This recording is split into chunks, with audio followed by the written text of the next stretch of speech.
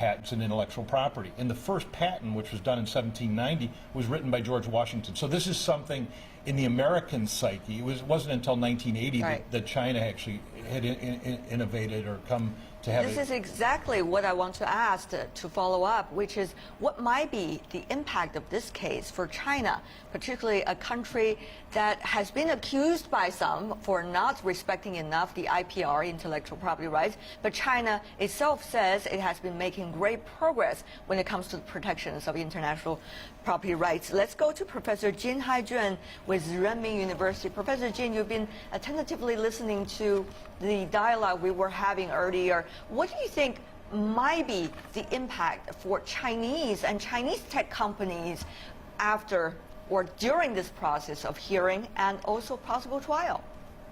When I hear your discuss about this case, I found that our U.S. colleagues can explain the details. But for Chinese or Chinese technology companies, they can learn this lesson from this case. That's the first one. From these the lessons of yes. what? The first one is that patent is very important. I think it's very obvious for this case. But where the importance for this patent? First one is that patent is the tool can get benefit for your company, for the patentee.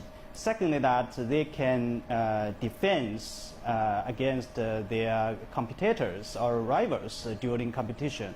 The third, that they can get agreement.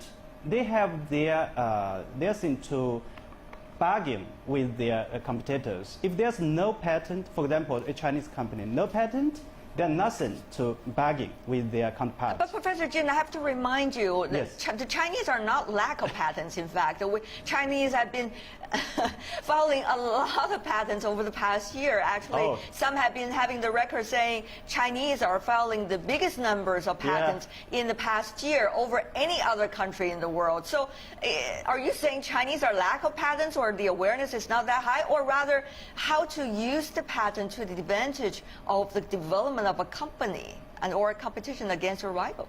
Yeah, it's a very good question. That's you point out the quantity of Chinese patent. Yes, China now has been the #1 patent application in the world, but the quality it's still a problem. So I think quantity is the first step. Then the second step, we should improve our patent. We've been hearing that statement over and over again by some